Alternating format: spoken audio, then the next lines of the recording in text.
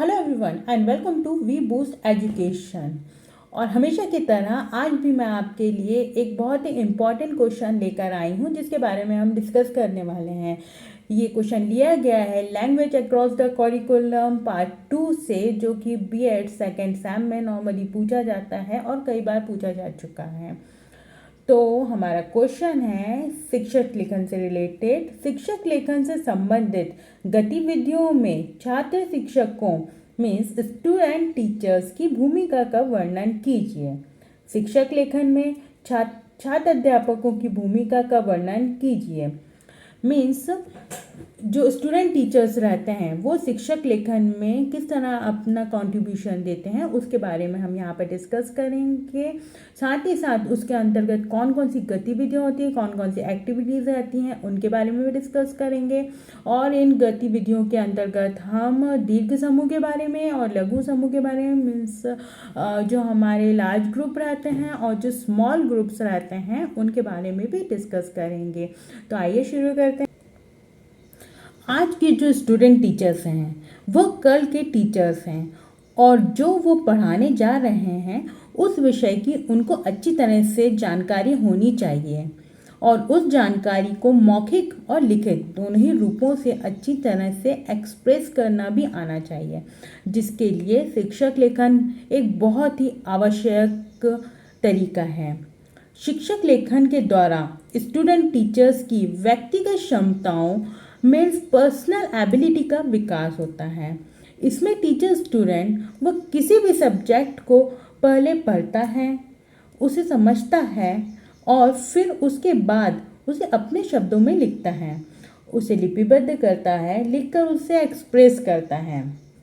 तो यहाँ पर शिक्षक लेखन में एक शिक्षक या स्टूडेंट टीचर क्या करता है, वो पहले किसी भी विषय को अच्छी तरह से पढ़ता है, फिर उसको समझता है और कुछ मेन पॉइंट्स को अलग से चुनता है, उन्हें अलग से नोट्स बनाता है, उस विषय या टॉपिक के सार को समझता है और फिर उसमें अपने विचारों को इंक्लूड करता है, उन्हें सम्मिलित करता है और सरल भाषा में एक लेख तैयार करता है जो उसके स्टूडेंट को सरलता से इजीली समझ में आ जाए। इस प्रकार से एक शिक्षक एक लेख को तैयार करने में अपने पूरे एफर्ट्स, अपने पूरे पोटेंशियल लगा देता है। तो आइए अब बात करते हैं लेखन की विशेषताएं क्या क्या हैं। तो सबसे पहले हमारे यहाँ पर आ जाता है लोकप्रिय लेखन। जैसा कि इसके नाम से ही पता चल रहा है लोकप्रिय लेखन। लोकप्रिय लेखन से मतलब क्या होगा कि ऐसा लेख जो कि सबको पसंद आए, जो लोगों का प्रिय हो, वो हो गया लोकप्रिय। जिसे पढ़ने में लोगों को इंटरेस्ट आए, वो उससे कनेक्ट रहें, जुड़े रहें, उसको पढ़ने में मज़ा आए। आप खुद ही सोचिए, जो आपको अगर कोई ऐसा लेख दे दे जिसको पढ़ने में आपको इंटरेस्ट आए, जिसमें आपका इंटरेस्ट हो, वो आपके माइंड से कहीं ना कहीं रिलेट हो रहा हो, इस तरह के जो लेख हैं वो पढ़ने में आपको ज़्यादा इंटरेस्टिंग लगेंगे। जहाँ पे आपको थोड़ी सी इन्फॉर्मेशन भी कुछ मिल जाए, उसमें कुछ थोड़ा सा मज़ेदार भी हो और आप उस लेख के बारे में थोड़ा सा कुछ पहले से जानते भी हों, तो इस टाइप का जो लेख रहेगा वो आपके लिए ज़्यादा इंटरेस्टिंग रहेगा। आप उससे ज़्यादा अपने आप को कनेक्ट कर पाएंगे और उसे पढ़ने में भी आपको मज़ा आएगा। तो इसी प्रकार के हमारे जो लेख रहते हैं, इस तरह के लेखन को हम लोकप्रिय लेखन कहते हैं। लेकिन अब इस तरह का टॉपिक चुना कैसे जाए? तो इस तरह का जो टॉपिक रहता है वो हमारे कुछ जो हमारे नॉर्मल लाइफ से जो रिलेटेड टॉपिक हो, जैसे कि आप स्कूल के बारे में बात कर लीजिए, नेचर के बारे में बात कर लीजिए, बुक्स के बारे में बात कर लीजिए। ये सभी इस तरह के कॉमन टॉपिक्स रहते हैं जिनके बारे में नॉर्मली सभी को मालूम रहता है, इसलिए वो अपने आप को ईजीली कनेक्ट कर पाते हैं इस टॉपिक से। और अगर कोई आपको एकदम से भी इस टॉपिक के बारे में कुछ बोलने को या लिखने को दे दे तो आप इजीली इसके बारे में लिख पाएंगे। लेकिन यहाँ पे जो लेख में अगर आपको थोड़ा सा और जानकारी भी मिल जाए, कुछ उसमें तर्क भी हों, कुछ आपको विश्लेषण भी करने को मिल जाए, कुछ अपनी ज़िंदगी में कुछ इंक्लूड भी करने को मिल जाए उस लेख में, तो वो और भी ज़्यादा इंटरेस्टिंग बन जाता है आपके लिए। तो इसी प्रकार जो लोकप्रिय लेखन है वो हम यहाँ पे इंक्लूड करते हैं शिक्षक लेखन के अंदर। तो इसका हमारे जो फर्स्ट पॉइंट था लोकप्रिय लेखन, ये यहाँ पे कंप्लीट होता है। कहते हैं हमारे सेकंड पॉइंट के बारे में, जो कि है विचारात्मक लेखन। तो विचारात्मक लेखन में हमें क्या क्या चीज़ें क्लियर होनी चाहिए। सबसे पहले तो हमारा जो टॉपिक है वो बहुत ही इम्पॉर्टेंट रहता है, इसलिए टॉपिक को हमें बहुत ही सावधानी पूर्वक चयन करना चाहिए। टॉपिक का जो चयन है वो हमें बहुत ही सावधानी पूर्वक करना चाहिए, बिकॉज ये बहुत इम्पॉर्टेंट रहता है। साथ ही साथ हम जो भी विवरण दे रहे हैं हमारे टॉपिक के अंदर, वो क्लियर होना चाहिए, लोगों को इजीली समझ में आना चाहिए। हमारे लेख के अंदर के जो सभी पॉइंट्स हैं वो एक एक पॉइंट बहुत क्लियर होने चाहिए, सामने वाले को समझ में आने वाले होने चाहिए। ऐसा नहीं होना चाहिए कि अगर कोई व्यक्ति उसे पढ़े तो वो उसको पढ़ के कंफ्यूज हो जाए। इस तरह के हमारे पॉइंट्स या लेख नहीं होने चाहिए। ये इतना सरल होना चाहिए कि लोगों को इजीली समझ में आए, और टॉपिक के अंदर, उस लेख के अंदर हमारा क्या विज़न है, हमारे उसमें क्या विचार हैं, हम क्या बताना चाह रहे हैं, हमारा मेन उद्देश्य क्या है, वो भी सामने वाले को इजीली समझ में आने वाला होना चाहिए। इस तरह का हमारा विवरण होना चाहिए लेख के अंदर। और इस लेख को पढ़ने के बाद जो भी व्यक्ति है वो उस लेख पे विचार करें कि मैंने ये जो पढ़ा है उससे मैंने क्या प्राप्त करा है, what I get from this topic. ये चीज़ भी सामने वाले को इसमें समझ में आनी चाहिए, जो कि उसकी लाइफ में कुछ चेंजेस ला सके, हो सके तो। इस तरह का हमारा जो है वो लेख होना चाहिए। इसमें मान लीजिए, अगर मैं एक उदाहरण दूँ तो आपको, कि मान लीजिए हमने एक लेख लिखा है जिसमें हमने प्लास्टिक के बारे में कुछ बताया है। अब हमारे लेख में इतनी शक्ति होनी चाहिए कि सामने वाले को अच्छे से समझ में आ जाना चाहिए कि प्लास्टिक हमारे जीवन के लिए कितना हानिकारक है, हमारे आने वाली पीढ़ियों के लिए कितना हानिकारक है, और वो इस चीज़ के लिए इनिशिएटिव भी ले अभी, है ना, कि वो समझे कि अभी मुझे अपने जीवन में क्या बदलाव करना चाहिए जिससे मैं कम से कम अपने लेवल पर प्लास्टिक के यूज़ करने में कमी ला सकूं। लाइक जब वो बाहर जाए तो अपना बैग लेकर जाने लगे, अपना कोई अलग से फैब्रिक का बना हुआ थैला लेकर जाए, लोगों को इस चीज़ के बारे में अवेयर करे कि भाई प्लास्टिक मत यूज़ करो, इसका ये हानिकारक दुष्प्रभाव होते हैं उससे हमें कैंसर भी होता है, उससे पॉल्यूशन फैलता है इन्वायरमेंट में। तो ये सभी बातें उसको पता हो जाए आपका इस लेख पढ़ने के बारे में, मतलब हम अपने लेख के द्वारा किसी के जीवन में परिवर्तन ला सकें। वो उस लेख के बारे में विचार करे कि मैंने जो लेख पढ़ा उससे मैंने ये सीखा है कि अब मैं ये काम नहीं करूँगा। तो इस तरह का हमारा प्रभाव होना चाहिए, इस तरह का हमारा विचारात्मक लेखन होना चाहिए जिस पे लोग विचार करें। तो यहाँ पे हमारा आ जाता है थर्ड पॉइंट, जो कि है विषय अनुकूलता। लेकिन इसके बारे में स्टार्ट करने के पहले मैं आप लोगों से रिक्वेस्ट कर रही हूँ कि अगर आपको अभी तक की मेरी जानकारी पसंद आई हो तो प्लीज़ वीडियो को लाइक करें, चैनल को सब्सक्राइब करें, और न्यू वीडियोस के लिए बेल आइकॉन को हिट करें। तो आइए शुरू करते हैं। विषय अनुकूलता। विषय अनुकूलता से जैसे कि हमें समझ में आ रहा है कि हमारा जो विषय है, हमारा जो टॉपिक हम चूज़ करने जा रहे हैं हमारे लेखन के लिए, हम जो भी लेख लिख रहे हैं, जो स्टूडेंट टीचर्स जो भी लेख लिख रहा है ना, उसका जो विषय है, जो टॉपिक है, वो उसके लिए भी अनुकूल होना चाहिए, कि उसे भी वो लिखने में मज़ा आए कि हाँ मैं इस टॉपिक के बारे में लिख सकता हूँ और ये बहुत ही इंटरेस्टिंग टॉपिक है ना।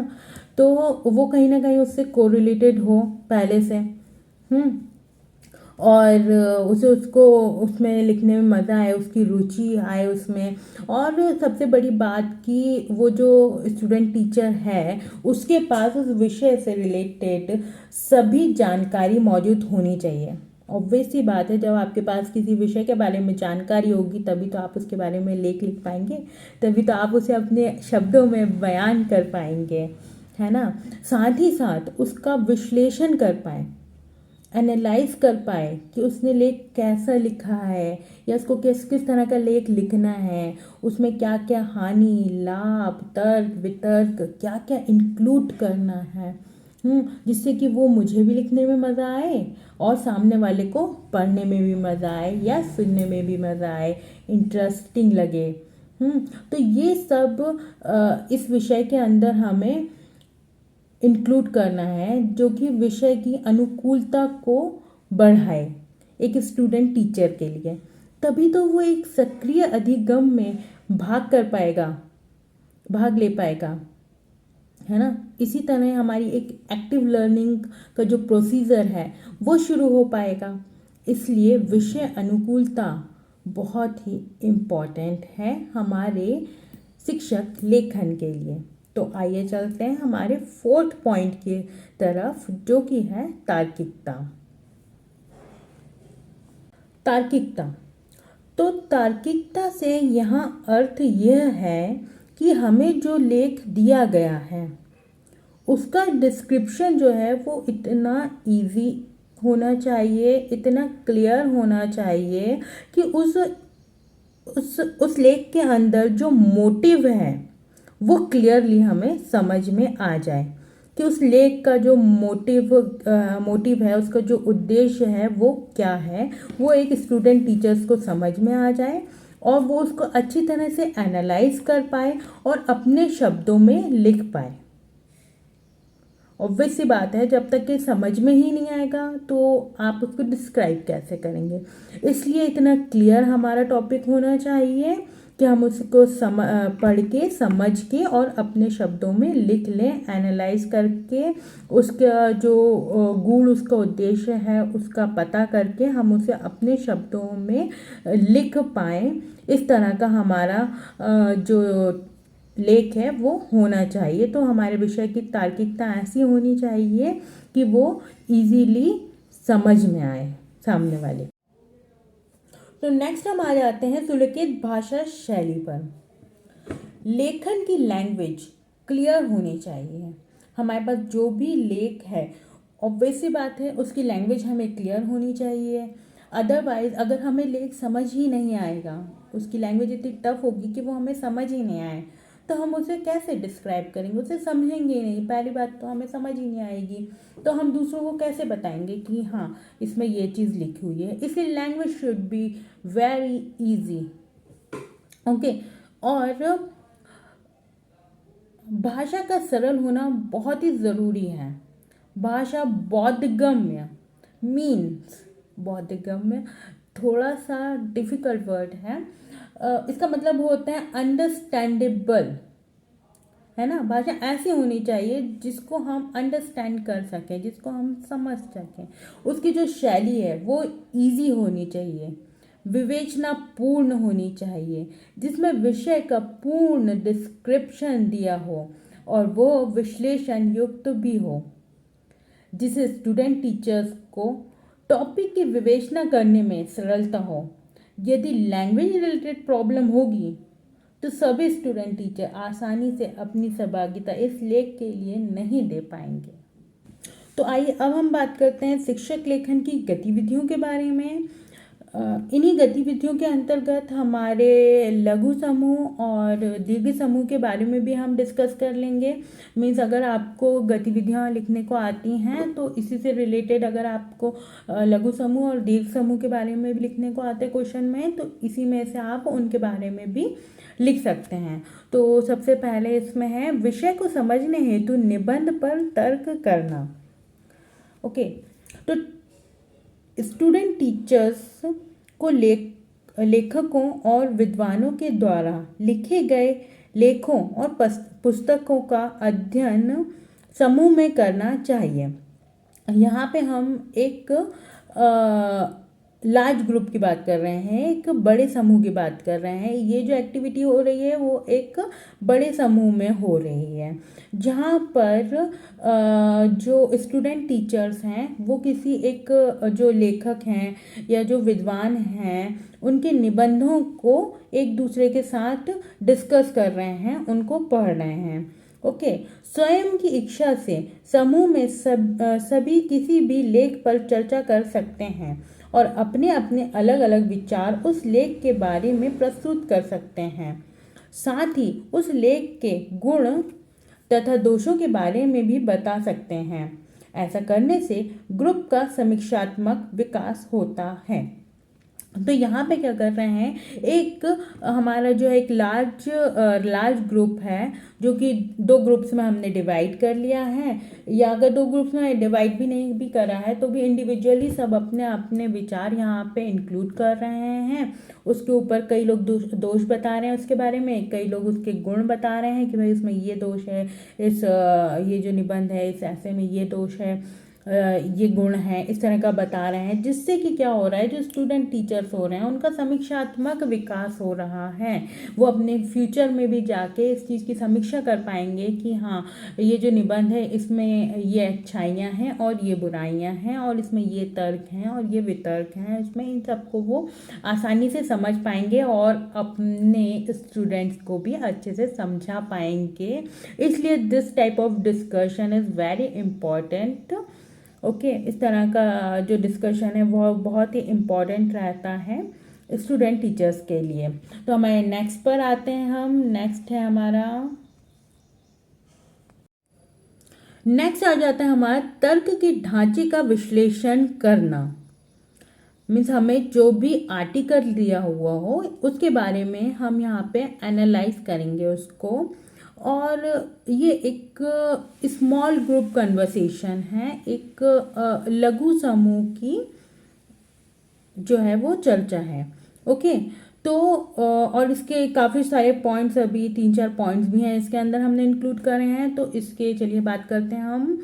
मुख्य विचारों की पहचान करना, आर्टिकल के वाक्यों को समझना, उदाहरणों को समर्थन देना, उस आर्टिकल में क्या परिवर्तन हुआ है, उसका संबंध किससे है, इसे समझना, यह लेख की प्रक्रिया की सेकंड स्टेप है जिसमें हम छोटे समूह में चर्चा करते हैं। तो कोई भी जब हमें आर्टिकल दिया हुआ उसमें क्या क्या उदाहरण हैं उन्हें समझना, उसमें क्या क्या परिवर्तन होना चाहिए उसे समझना।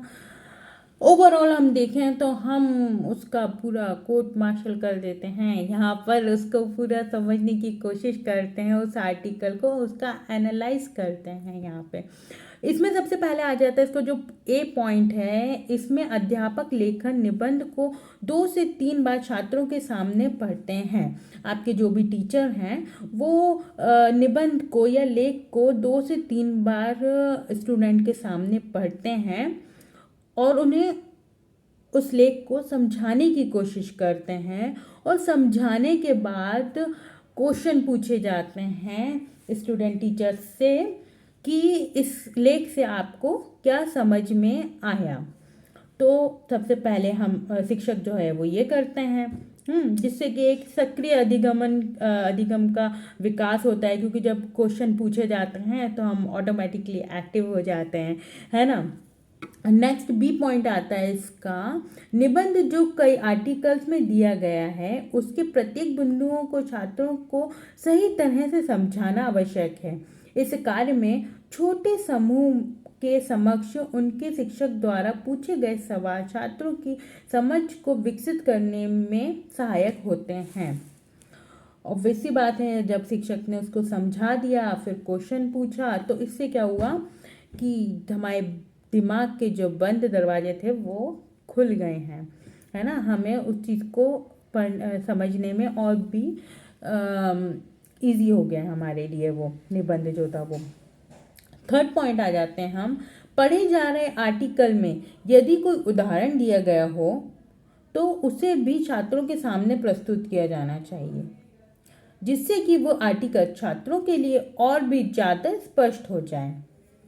अगर आपके आर्टिकल में कोई उदाहरण दिया हो तो वो भी बच्चों को बताना चाहिए, जिससे कि उन्हें वो निबंध को समझना और भी ज़्यादा इजी हो जाएगा।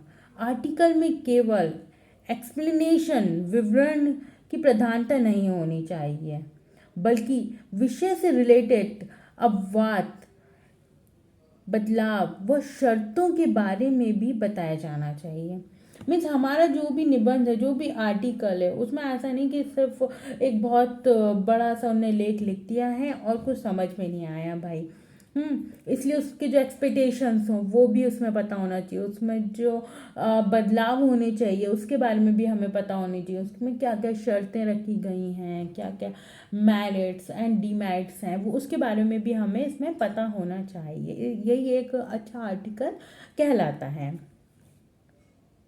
विषय पर विचार विनिमय, प्रतिक्रिया, दृष्टिकोण की जानकारी। तो थर्ड है हमारा विषय पर विचार विनिमय, प्रक्रिया, दृष्टिकोण की जानकारी।